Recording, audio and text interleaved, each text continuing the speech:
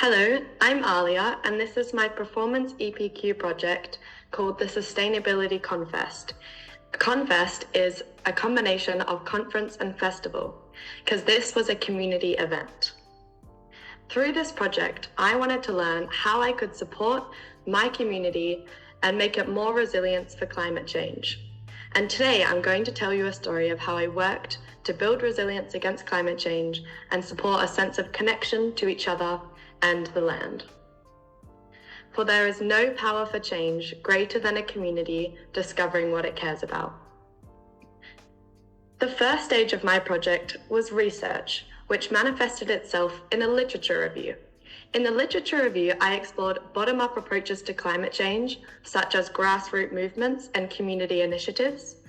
I explored how they are more successful when they collaborate with top-down initiatives, such as local councils or governments. I also saw how they are much more successful when they collaborate with the local people, and this also boosts engagement, which leads to more long-term solutions. Lastly, I explored how leadership and inner development is also crucial, for we must be resilient internally to deal with climate issues as well as externally. Some guiding values and principles I learned when working within communities is, as I mentioned, collaboration, but also to notice and work with the strengths that the community already has, to focus on empowerment and social justice, for it is difficult for people to care about the environment and they cannot put food on their own tables. Lastly, it's important to make sure you have a cultural understanding so that we can work in a way that works for the people and their pre-existing relationship to the land. The key skills I learned during the research phase are research skills, such as to critically analyze academic papers and extract relevant information so I can weave them into my literature review, where I learnt to write academically. The next stage of my journey was the development, and this stage was logistics. The logistics stage was a lot of lists, but it also involved coordinating the speakers, which was creating the agenda, sorting out accommodation and transportation. It also involved budget and finance, where I had to create a comprehensive list of all the costs that this event would have, and then fundraise the money and find a sponsor. I also had to promote the event, and I did this by creating a website and put that onto a QR code to put in a newspaper and physical posters. I also shared it on many online platforms. The venue was a massive part of the project. It took a few days to put up, and thanks to a collaboration with a local festival, we could borrow some infrastructure and beautiful decorations. The volunteers are a crucial part of the logistics, for the day wouldn't happen without people running traffic, ticket sales, and food. Speaking of traffic, this is also a big part of the event, because it's important that we have a good system to make sure the event is accessible and safe. The key skills I learned in the logistical phase was professional communication with all the speakers and crew, as well as project management. The next stage is the event. Let's get into that. We had keynote speakers. The first was from Eric Madden, a local elder and storyteller who told old Welsh myths and related them to modern times. We were also joined by John Bray, a former teacher at School of Humanity, who now works in schools to get students into nature. Chris Roberts works with Partneriaeth Ogwen, a local social enterprise, and they create resilience plans. Later in the day, we had panel discussions.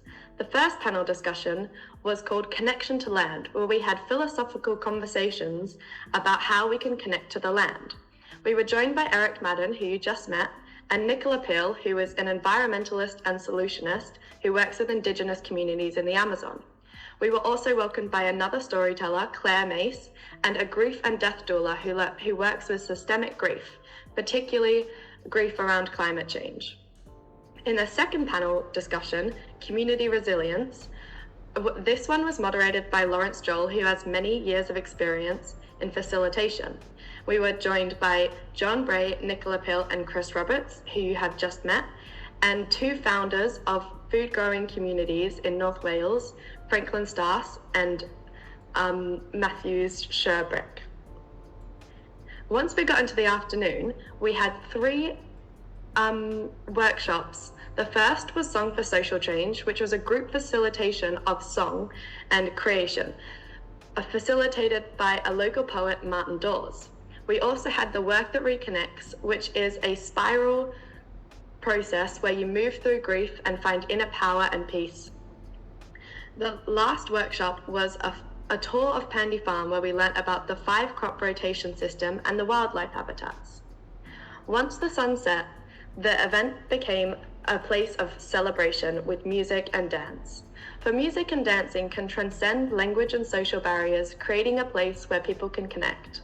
We had local artists perform, and they sang about social and environmental change.